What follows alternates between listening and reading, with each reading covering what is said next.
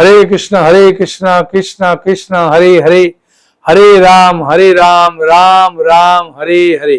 চৈতন্য মহাপ্রভু স্বয়ং যখন এই জগতে প্রকট ছিলেন তার পার্শ্বদগণকে নিয়ে সকলেই স্বয়ং একাদশী পালন করেছিলেন। শুধু স্বয়ং একাদশী না, প্রতিটা একাদশী তিনি পালন করতেন।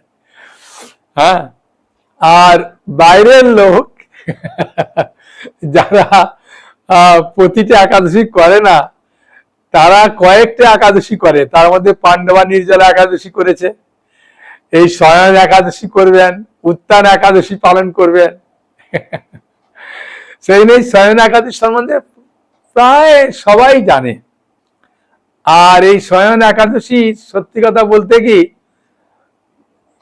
সমস্ত সম্প্রদায়ের মানুষরা এই একাদশী পালন করে।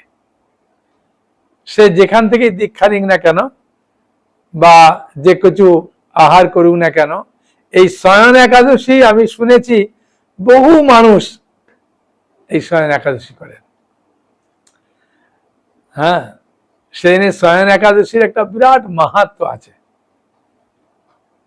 আর এই স্বয়ং একাদশী থেকেই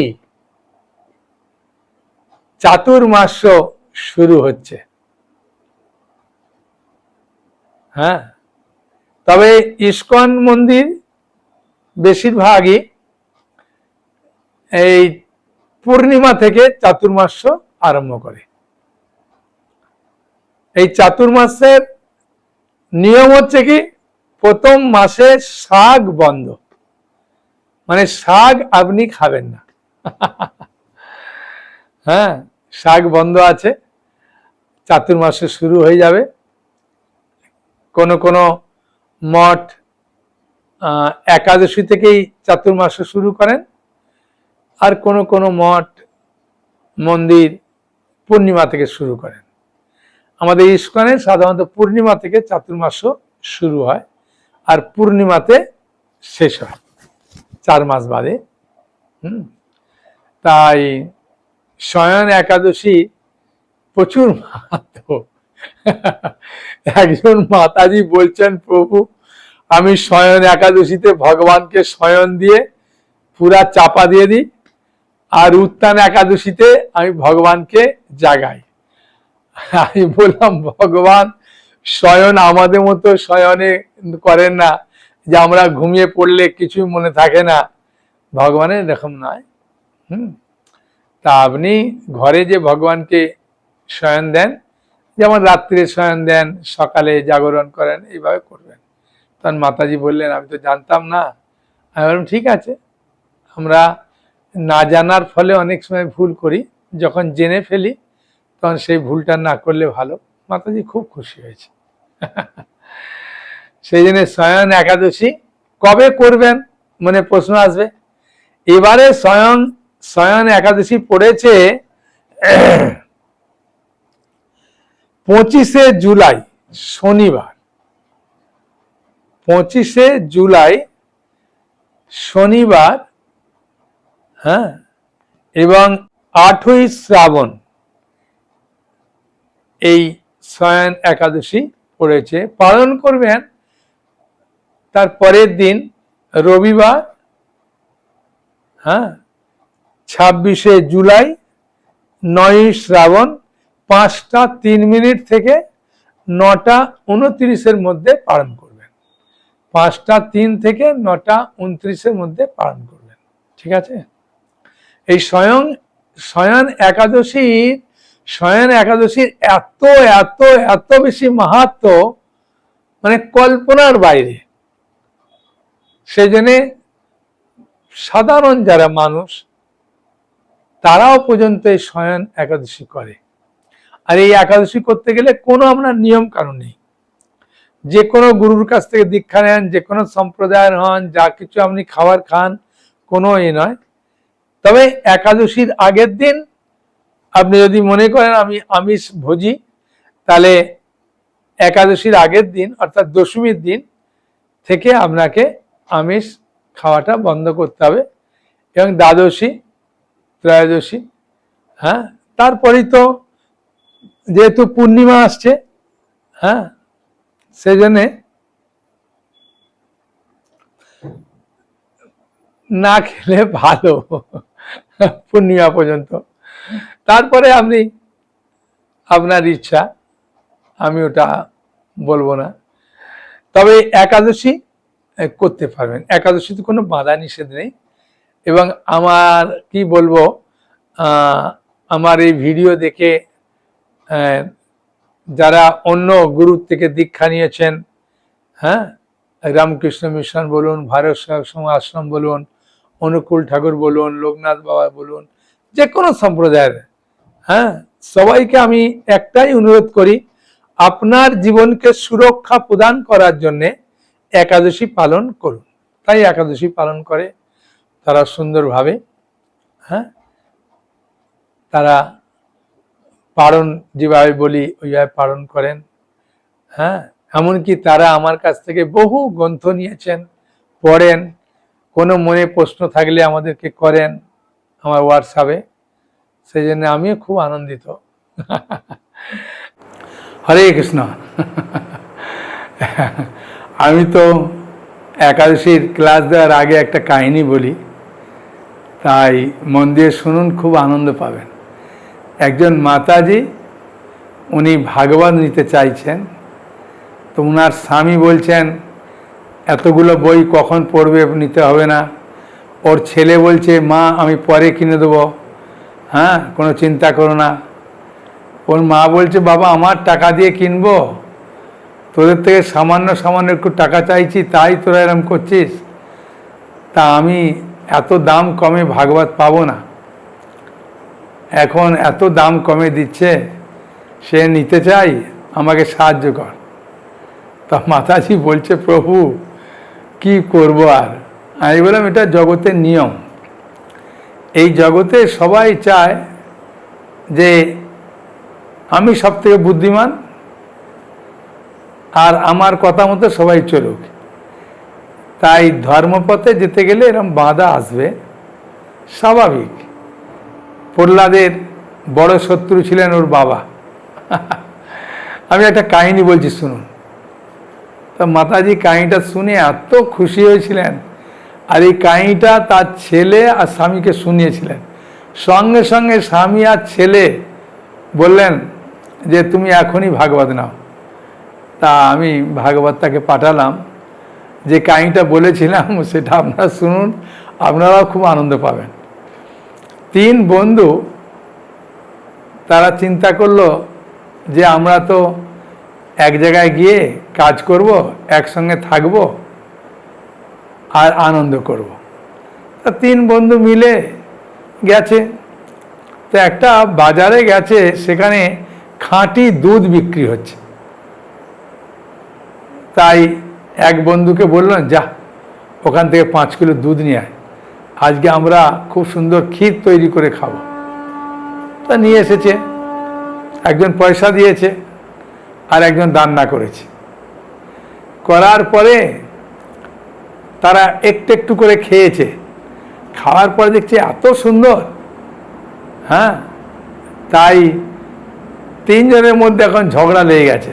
এ বলছে আমি কষ্ট করে দুধটা নিয়ে এসেছি, আমি একটু বেশি খাবো। ও বলে আমি টাকা দিয়েছি, আমি একটু বেশি খাবো। ও বলে আমি এত কষ্ট করে রান্না করলাম, আমি একটু বেশি খাবো। তারপরে 3 জনে বললেন ঠিক আছে আমরা 3 জন শুয়ে পড়ি, কালকে রাত্রে আমরা যে ভালো স্বপ্ন দেখবে সে সবথেকে বেশি খাবে, যে মাঝারি স্বপ্ন দেখবে সে তার থেকে একটু কম খাবে, আর যে স্বপ্ন দেখবে না তারপর একটু খাবে। তো শুয়ে পড়েছে। 3 জন বন্ধু ঘুম থেকে উঠেছে, উঠেই বলছেন বন্ধু শোনো শোনো, আমি কালকে স্বপ্নে গিয়ে দেখলাম একদম ব্রহ্মলোকে পৌঁছে গেলাম, সত্যলোকে। সেখানে ব্রহ্মাজিকে প্রণাম করলাম, ব্রহ্মা আমার হাতে হাত মিলিয়ে আশীর্বাদ করলেন। তা আমার স্বপ্নটা বড়। একজন বলছে শোনো আমার স্বপ্নটা কি, বলছে ব্রহ্মলোকের উপরে আছে মহেশ লোক, মানে শিবের লোক। আমি শিবজিকে গিয়ে দণ্ডবাদ প্রণাম করলাম, শিবজি আমাকে আলিঙ্গন করলেন, আলিঙ্গন করে আমাকে জড়িয়ে ধরে মাথায় খুব আশীর্বাদ করলেন। তখন 3য় বন্ধু যে ছিল সে বলতে শুরু করলো, শোনো শোনো, কালকে আমি যখন ঘুমাচ্ছিলাম হঠাৎ আমার কাছে হনুমান এলো, এসে বলছে দেখ আমি সব জায়গায় জয়লাভ করি, আর আমার শরীর স্বাস্থ্য কত সুন্দর দেখেছিস, হ্যাঁ, তা তুই ক্ষীরটা কেন চাপা দিয়ে রেখেছিস, খেয়ে নে, তুইও জয়লাভ করবি আর তুইও শক্তি পাবি। তাই আমি উঠলাম, হনুমানের কথা আর অমান্য করলাম না, তাই আমি পুরা খেয়ে নিলাম। তখন দুই বন্ধু বলছে কিরে পুরাটা খেয়ে নিয়েছিস, বলছে হ্যাঁ একদম চেটে ফুটে খেয়ে নিয়েছি, হনুমানের কথা কি আর অমান্য করতে পারি। তা বললে আমাদেরকে ডাকলি না, বলে ডাকবো কি, তুমি তো একবারে সত্য লোকে ব্রহ্মার কাছে আছো, আর তুমি বন্ধু তো একবারে শিবের কাছে আছো, দণ্ডবত প্রণাম করছো, আমি দেখলাম ওদের ডিস্টার্ব করে লাভ নাই, আর হনুমান বলছে তাড়াতাড়ি খেয়ে নিতে, তাই খেয়ে নিলাম। তো মানে এই জগৎটা সবাই চায় সবাইকে ঠকাতে, হ্যাঁ। তো এই কাহিনিটা শোনার পরে স্বামী ছেলে দুজনেই টাকা দিল, নিয়ে নিল। ওই জন্য আপনারাও এই ভাগবত নিতে পারেন। এখন ভাগবতের দাম এত কমে গেছে দেখুন, আর ডিসকাউন্টের ছবিটা দেখুন, কত টাকা ছিল দেখতে পাচ্ছেন, এখন কত টাকা হয়ে গেছে, এবং কোরিয়ার চার্জও ফ্রি, এবং আমার থেকে নিলে আমি একটু স্পেশাল গিফট দিই যেটাতে মানুষ খুব খুশি হয়, ওটাও পাবেন। সেই জন্য আমি অনুরোধ করব, হোয়াটসঅ্যাপে যোগাযোগ করুন আর ভাগবত নেওয়ার চেষ্টা করুন, অন্যজনকেও ভাগবত দেন, খুব আনন্দ পাবেন। এই বারে ভাদ্র পূর্ণিমা উপলক্ষে হ্যাঁ যে ডিসকাউন্টটা দেওয়া হচ্ছে, এই ডিসকাউন্টটা আমার জীবনে আমি এতদিন তো গ্রন্থপ্রচার করছি, দেখি না যে এত কম দিচ্ছে। সেই জন্যে ভাগবতম আপনি গ্রহণ করতে পারেন, হ্যাঁ, চৈতন্য চরিতামৃত, গীতা, অন্যান্য যে কোনো গ্রন্থ আপনি এই সুযোগে গ্রহণ করবেন,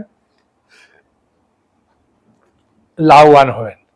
আর ভাদ্র পূর্ণিমা উপলক্ষে যে ভাগবত দান, ভাগবত পড়া, ভাগবত কাউকে দিলে কি লাভ, ও তো ভাগবতমে একদম স্পষ্ট করে উল্লেখ করে দিয়েছেন যে ভগবত ধামে সে ফিরে যাবে। ওর ক্লাস আমি পরে দেব, হ্যাঁ, ভাগবতের মহিমা বলে। আজকে তো শয়ন একাদশীর কথা বলছি না, শয়ন একাদশীর মাহাত্ম্য শ্রবণ করুন। আমাকে একটু আগে কয়েকজন প্রশ্ন করেছিলেন যে প্রভু একাদশীর একটু মাহাত্ম্য যদি বলবেন ভালো হয়।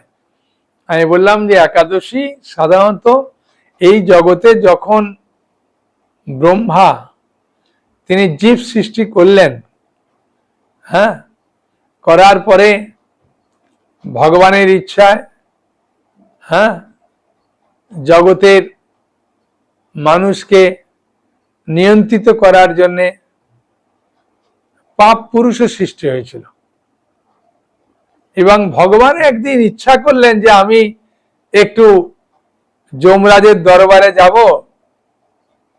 সেখানে যমরাজকে যে 28টা ডিপার্টমেন্ট দেওয়া হয়েছে, নরকের 28টা ভাগ আছে, বিরাট বড় বড় এরিয়া, ভাগবতমে পঞ্চম স্কন্ধে পাবেন। এইগুলো সম্বন্ধে আমি একটু জানবো। তো ভগবান এসছেন দক্ষিণ দিক থেকে, বাঁচাও বাঁচাও বাঁচাও বলে বিরাট চিৎকার আরম্ভ হয়েছে। ভগবান বললেন কি ব্যাপার যমরাজ? বলে প্রভু নরকে মানুষ পাপ করার ফলে কষ্ট পায়, তাই নরক থেকে আওয়াজ আসছে। ভগবান তখন চিন্তা করলেন এরাও তো আমার জীব, আমারই সন্তান, এদের কি কোনো উদ্ধারের উপায় নাই? তখন ভগবান চিন্তা করার সঙ্গে সঙ্গে ভগবানের দেহ থেকে, শরীর থেকে এই একাদশী তিথির জন্ম হয়েছিল। তখন ভগবান জিজ্ঞাসা করলেন কি নাম তোমার? আমার নাম একাদশী। ও, তোমার কাজ কি? না এই একাদশী তিথি যে সুন্দরভাবে পালন করবে তার মধ্যে কোনো পাপ থাকবে না। তা সেই কথা যমরাজকে বললেন। যমরাজ সমস্ত নরকে গিয়ে খবর দিয়ে দিলেন, তারা একাদশী করলেন, পুরা নরক খালি হয়ে গেল। আর এই জগতের মানুষ একাদশী করে, তাই নরকে আর একটাও কাস্টমার যায় না। অত বড় ডিপার্টমেন্ট, অত লোক নিযুক্ত, সবাই বেকার। তাই যমরাজ একদিন, আর পাপ পুরুষ, হ্যাঁ, তারা এসে ভগবানকে নিবেদন করলেন। ভগবান বললেন ঠিক আছে, একাদশীকে ডাকা হোক। তখন একাদশী তিথি যমরাজ, পাপ পুরুষ, ভগবান, হ্যাঁ, সবার সামনে একটা সুন্দর সিদ্ধান্ত স্থাপনা করা হলো যে একাদশীর দিনে যদি পঞ্চশস্যের মধ্যে এই পাপ পুরুষ অবস্থান করবে, যারা গ্রহণ করবে একাদশীর দিনে তাদের হৃদয়ে পাপ প্রবেশ করবে। তো এখন প্রশ্ন করবেন পঞ্চশস্যটা কি? না, চাল থেকে যে জিনিসগুলো হয়েছে সেগুলো খাওয়া নিষিদ্ধ, গম থেকে যা হয় সেগুলো নিষিদ্ধ, ডাল জাতীয় জিনিস থেকে যা হয় সেগুলো নিষিদ্ধ, সরিষা থেকে যা হয় নিষিদ্ধ, আর জব জাতীয় জিনিস থেকে যা হয় নিষিদ্ধ। একজন ইয়াং ছেলে প্রশ্ন করলেন, প্রভু ভুট্টা তো বলেননি আপনি, তাহলে আমি ভুট্টা ছাতু খেয়ে হ্যাঁ আমি থেকে যাব? আমি না না না, যেগুলো খেতে বলবো ওগুলোই খাবেন, অনেক কিছু নিয়ম আছে, হ্যাঁ, সব তো বলা সম্ভব না। তাই পঞ্চ শস্যের মধ্যে পাপ পুরুষ অবস্থান করে যারা একাদশীর দিনে এই পঞ্চশস্য গ্রহণ করবে তাদের মধ্যে পাপ প্রবেশ করবে। আমি যখন প্রথম ইস্কনে আসি তখন আমি এই কথাটা শুনে চিন্তা করলাম, যখন আমি ইস্কনে আসি তখন তো আমার ইয়াং বয়স ছিল, তো আর ইয়াং বয়সে বাড়িতে যখন ছেলেরা খেলাধুলায় আনন্দ করে, ওদের খাবার সময় তো অল্প খায় না, পুরা এক থালা ভর্তি করেই খায়। তো আমি চিন্তা করলাম, ভাই একটা অন্নের দানাতে একাদশীর দিন খেলে একটা গরুর গায়ে যত লোম থাকে তত পাপ প্রবেশ করে। তখন আমি চিন্তা করলাম, ভাই এক থালা অন্ন একবার নয় 3 বার 4 বার খেতাম মুড়ি থেকে রুটি থেকে, তাহলে কত পাপ প্রবেশ করেছে। তাই একজন ভক্ত বললেন, এই যে আপনি ইস্কনে এসে একাদশী করছেন, ও পাপ সমস্ত নষ্ট হয়ে যাবে। আমি বললাম বাহ, খুব ভালো। বললে আর যদি না করবেন, হ্যাঁ, মানে এই পাপ কাজ। আমি বললাম না, ইস্কনে চলে এসেছি, আর তো পাপ কাজ করার আর উপায় নেই, এখন তো আমি তাহলে পাপ মুক্ত হবো। যে হ্যাঁ, এই একাদশী করলে এরকম পাপ মুক্ত হতে পারবে। বুঝেছেন? সে নিয়ে একাদশী প্রচুর মাহাত্ম্য আছে। আর একাদশীতে, এই শয়ন একাদশীতে তো খাওয়া দাওয়া বন্ধ নেই। আপনি সকাল থেকে খেতে পারবেন, হ্যাঁ, বাদামকে আগের দিন ভিজিয়ে দিলে বাদাম সিদ্ধ করুন।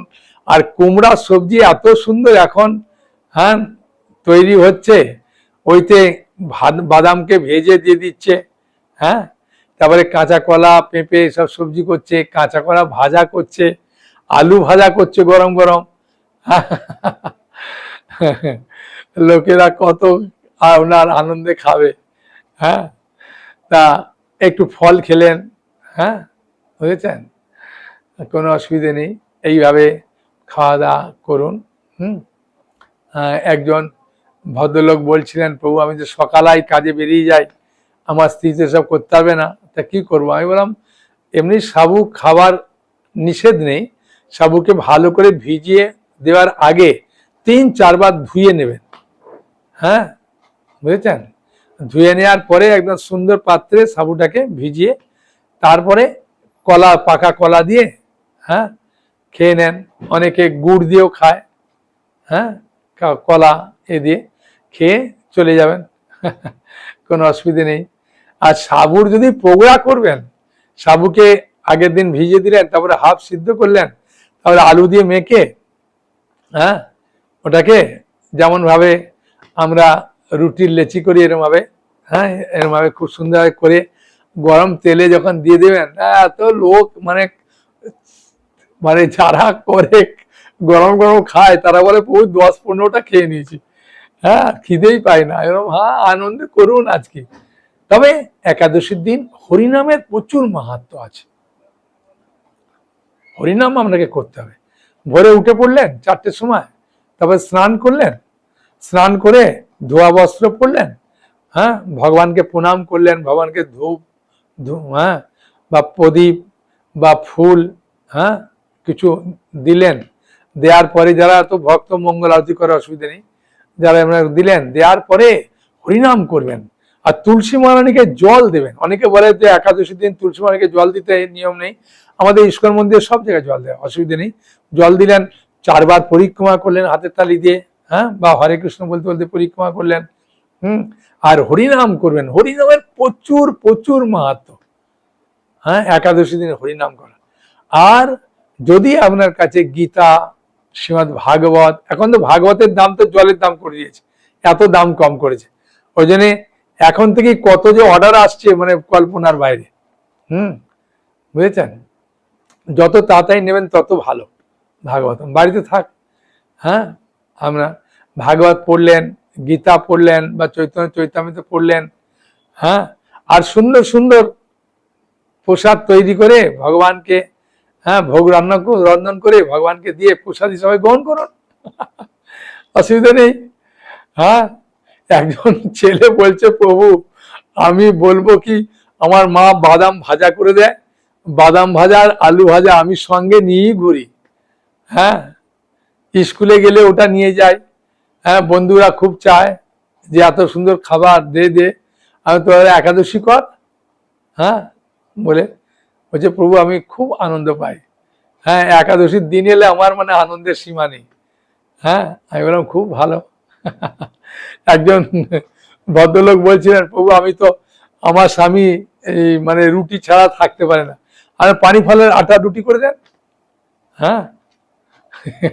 তারপরে আমাকে ফোন করে বলছে, প্রভু আমার স্বামী বলছে রোজ একাদশী হোক, কোনো ক্ষতি নেই, হ্যাঁ, তুমি যেভাবে আমাকে খাওয়াচ্ছ একাদশীর দিন রান্না করে, আমি খুব খুশি।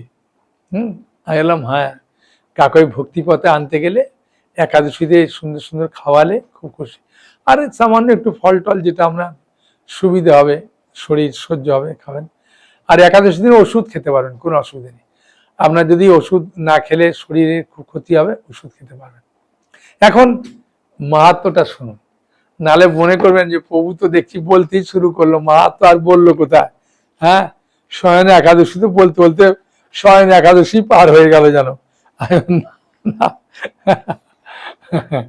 এই শয়ন একাদশীর খুব সুন্দর মাহাত্ম্য, আমি অনুরোধ করব, হ্যাঁ, আমি আমাদের যে একাদশী বই আছে এই একাদশী বই থেকেই পাঠ করব, কোনো অসুবিধা নেই। খালি আপনাদের কাজ মন দিয়ে শ্রবণ করা, হ্যাঁ। আর ভাগবতের যে মাহাত্ম্য এটা আমি পরে আপনাদের ক্লাস দিয়ে বলবো, ঠিক আছে, হ্যাঁ। মহারাজ যুধিষ্ঠির বললেন, হে কৃষ্ণ, আষাঢ় মাসের শুক্লপক্ষের একাদশীর নাম কি, এর মহিমাই বা কি, তা আমাকে কৃপা করে বলুন। বুঝেছেন, এটা যেহেতু একাদশীর মাহাত্ম্যতে, এবারে যেহেতু এই মাস গেল অধিক মাস, হ্যাঁ, বুঝেছেন, সেই জন্যে এই মাসের জন্যে একটু মাসটা, নালে বলবেন প্রভু একাদশী তো বললেন, হ্যাঁ, আমরা দেখতে পেলাম, আপনার মুখ থেকে শুনলাম যে 8ই শ্রাবণ, হ্যাঁ, আবার এখানে বলছেন যে আষাঢ় মাসের এই একাদশী মাহাত্ম্য। না, এটা ওই অধিক মাস, অতিরিক্ত মাস, পুরুষোত্তম মাস ছিল তো, সেই জন্যে ডেটের একটু তফাৎ হয়েছে, অসুবিধা নেই, শুনুন, খুব আনন্দ পাবেন, শুনুন। শ্রীকৃষ্ণ বললেন, ব্রহ্মা এই একাদশী সম্পর্কে দেবর্ষি নারদকে যা বলেছিলেন, আর সেই কাহিনী নারদ মুনি যেমন ভাবে মনোযোগ সহকারে শুনেছিলেন, হে মহারাজ যুধিষ্ঠির, আমি সেই কাহিনী আপনাকে বলবো, আপনিও মন দিয়ে শ্রবণ করুন। তাই ভগবান কৃষ্ণ বলছেন, যুধিষ্ঠির মহারাজ শুনছেন, তার আগে ব্রহ্মা বলেছিলেন, দেবর্ষি নারদ শুনেছিলেন, এখন আমি বই দেখে দেখে পাঠ করছি, আমি পাঠ করছি, আপনারা শ্রবণ করুন, আনন্দ পান, ঠিক আছে। তা কি সুন্দর কাহিনী দেখুন, ব্রহ্মা বললেন, হে নারদ, এই সংসারে একাদশীর মতো পবিত্র আর কোনো ব্রত নেই। ওই জন্য এই ব্রতটা বললাম না, সকল সম্প্রদায় সবাই করে। সকল পাপ বিনাশের জন্য এই বিষ্ণু ব্রত পালন করা একান্ত আবশ্যক। যে ব্যক্তি এই প্রকার পবিত্র পাপ নাশক এবং সকল অভিষ্ট প্রদাতা একাদশী ব্রত না করে তাকে নরকগামী হতে হয়। সেই জন্য একাদশী করলে ভালো।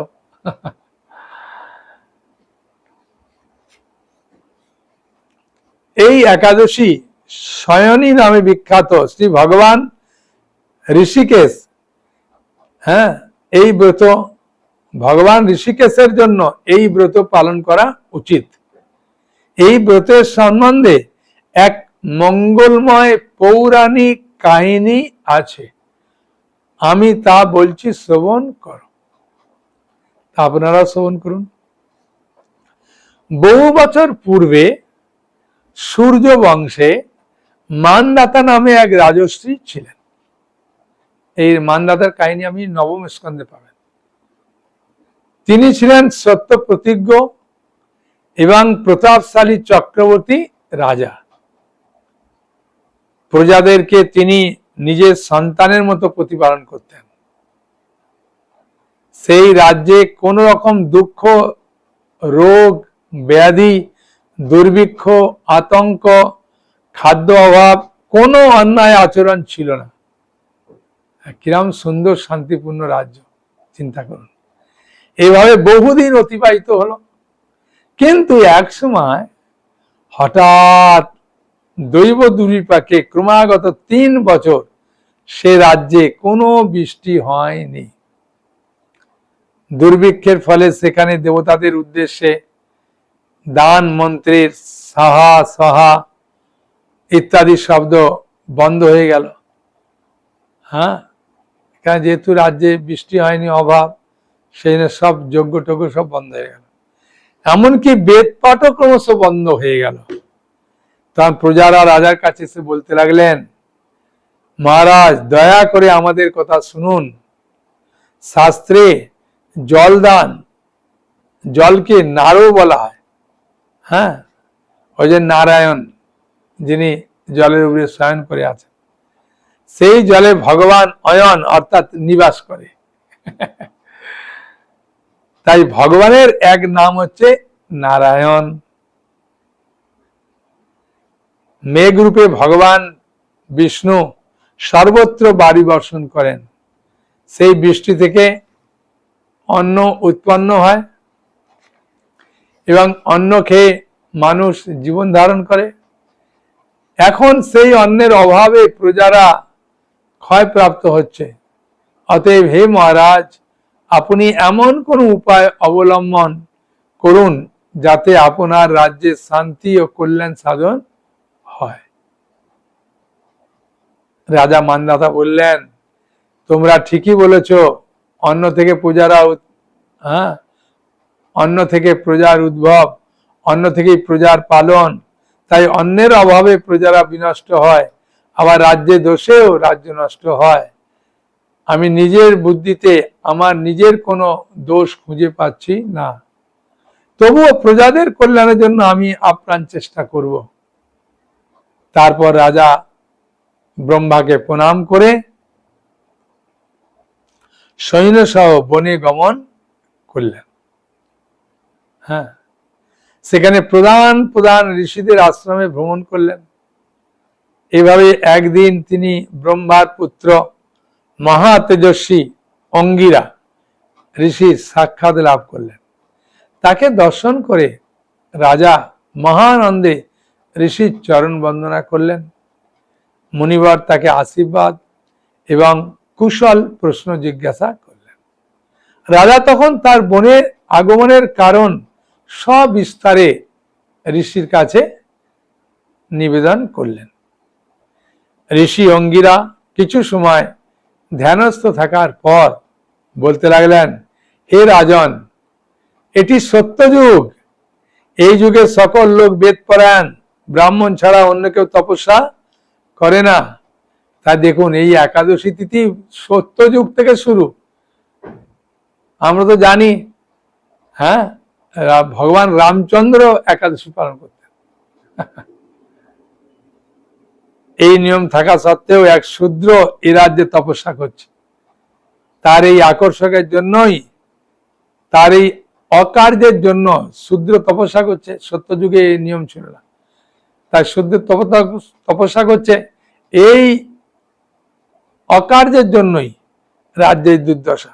তাই তাকে হত্যা করলে সকল দোষ দূর হবে।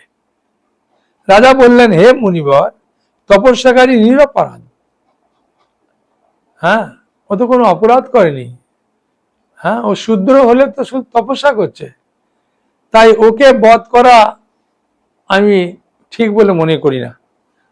আমাকে আপনি অন্য কোনো উপায় বলুন, যার মাধ্যমে আমার রাজ্যে দুর্ভিক্ষ দূর হবে, বৃষ্টি হবে। তখন অঙ্গিরা ঋষি বললেন, আপনি এই আষাঢ় মাসের শুক্লপক্ষের শয়নী নামে যে একাদশী, সেই একাদশী সুন্দর করে পালন করুন। এই ব্রতের প্রভাবে নিশ্চয়ই আপনার রাজ্যে বৃষ্টি হবে। এই একাদশী সর্বসিদ্ধি ধাত্রী এবং সর্ব উপদ্রব নাশকারী।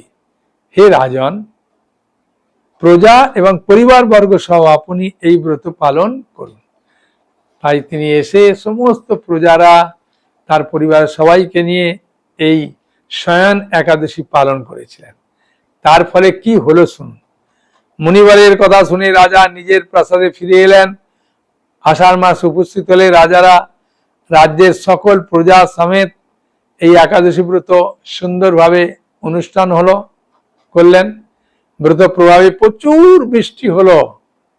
কিছুকালের মধ্যেই অন্নের অভাব দূর হলো। ভগবান ঋষিকেশের কৃপায় প্রজাগণ সুখী হলেন। এই কারণে সুখ এবং মুক্তি প্রদানকারী এই উত্তম ব্রত পালন করা সকলেরই অবশ্য কর্তব্য।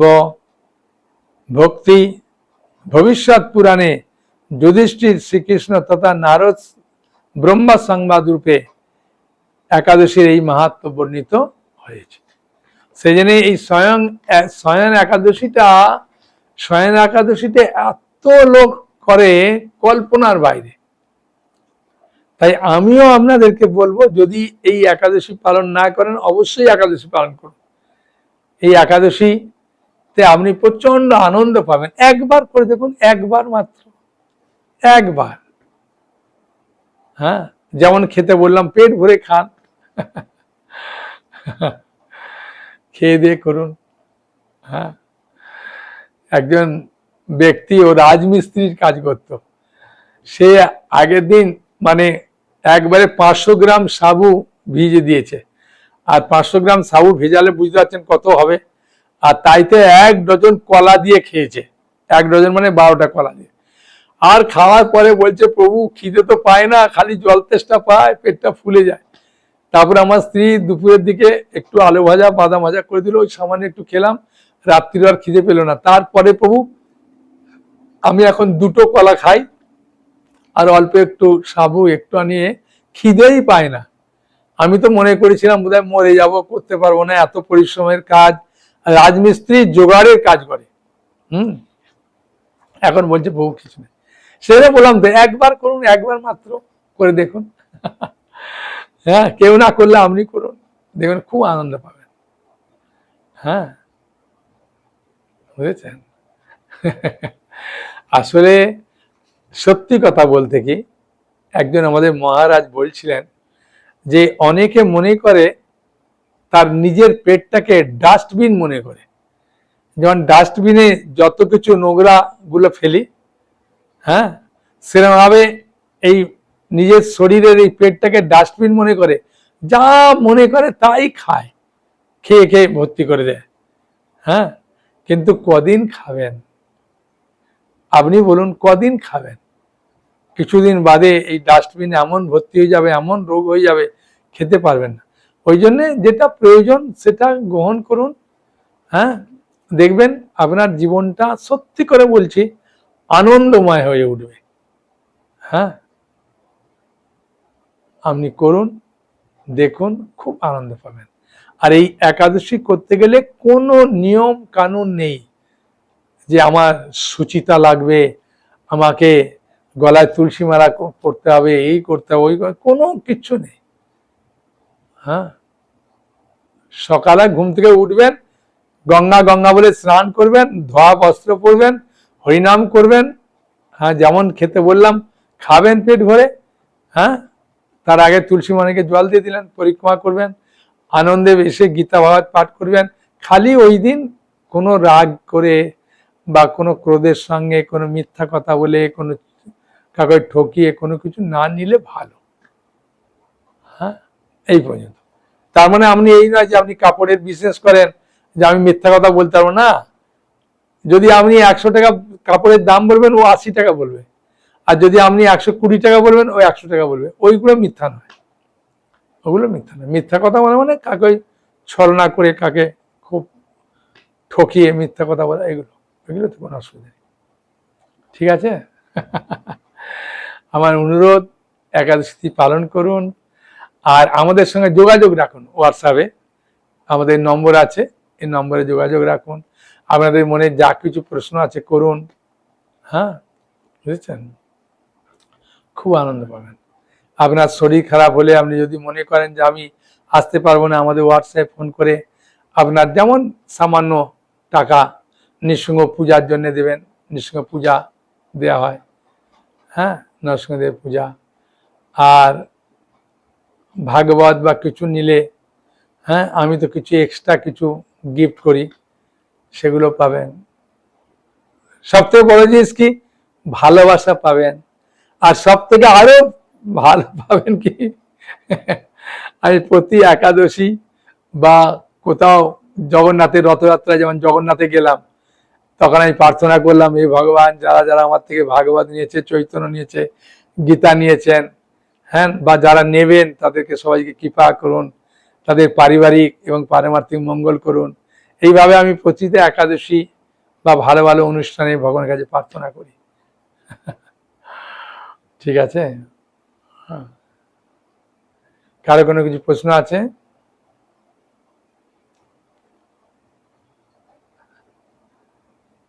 বলুন। ওনার প্রশ্ন হচ্ছে, অনেকেই তো গীতা ভাগবত চৈতন্য চৈতামৃত প্রচার করছেন, আপনার কাছ থেকে নিলে কি লাভ? আমি আমার কাছ থেকে নিলে আমি একটা স্পেশাল কিছু গিফট করি, সেটা বলছি না কি গিফট করি। আর প্রতি একাদশী বা অনুষ্ঠানে আমি ভগবানের কাছে প্রার্থনা করি। যেমন আমি এর আগে জগন্নাথপুরী গিয়েছিলাম। হ্যাঁ, জগন্নাথ তখন মানে গুন্ডিচা মন্দিরের ভেতরে প্রবেশ করেনি, বাইরে ছিলেন। তখন মন খুলে প্রার্থনা করা যায়। মন খুলে প্রার্থনা করেছিলাম, হে ভগবান শ্রী শ্রী জগন্নাথ বলদেব সুভদ্রা মহারানী, যারা আমার থেকে ভাগবত চৈতন্য চৈতামৃত গীতা বা অন্যান্য গ্রন্থ নিয়েছেন বা দান করেছেন, যারা গ্রন্থ নেবেন দান করবেন, তাদের সকলের পারমার্থিক কল্যাণ করুন এবং পারিবারিক কল্যাণ করুন। হে জগন্নাথ বলদেব সুভদ্রা মহারানী কি জয় বলে প্রণাম করেছি, পূজা দিই। প্রতি একাদশীতে নরসিংহদেবের কাছে প্রার্থনা করি। বিশেষ বিশেষ দিনে যেমন অক্ষয় তৃতীয়া, জন্মাষ্টমী, রাধাষ্টমী প্রার্থনা করি। এই একটা এক্সট্রা লাভ পাবেন। ঠিক আছে? আর কোনো প্রশ্ন আছে? বলুন, বলুন, মন খুলে বলুন। উনি বলছেন যে আমি বাড়িতে তো সবাই করতে পারে না, তা আমি যদি একা করি, তাদেরকে যদি আমি আমার এই ফল দিই, তারা গ্রহণ করবে? গ্রহণ করবে কি জানি না, তবে ভগবান তাদের নামে বললে ভগবান তাদের প্রতি একটা কৃপা দৃষ্টি দেয়। আপনি তো পাবেনই, আর তার সঙ্গে আপনি যেহেতু পরিবারের কারোর জন্য বলছেন যে ভগবান ও যাতে ভক্ত হয়, ভালো হয়, ওটাও ভগবান তাকে কৃপা করেন। যেমন প্রহ্লাদ মহারাজ, হ্যাঁ, তার বাবাকে যখন নরসিংহদেব মারলেন, তখন প্রহ্লাদ বললেন যে প্রভু আমার বাবাকে কৃপা করুন। বলে তোমার বাবাকে আমি কৃপা করে দেবো, শুধু না তোমার 21 পুরুষকে আমি কৃপা করবো। সেরকম কৃপা করবেন, কোনো অসুবিধা নেই। ঠিক আছে, তাহলে আজকে আমি এখানে শেষ করলাম। হরে কৃষ্ণ কৃষ্ণ কৃষ্ণ হরে হরে, হরে রাম রাম রাম হরে হরে। হরি বল। সকলে ভালো থাকুন, আনন্দে থাকুন। হরে কৃষ্ণ।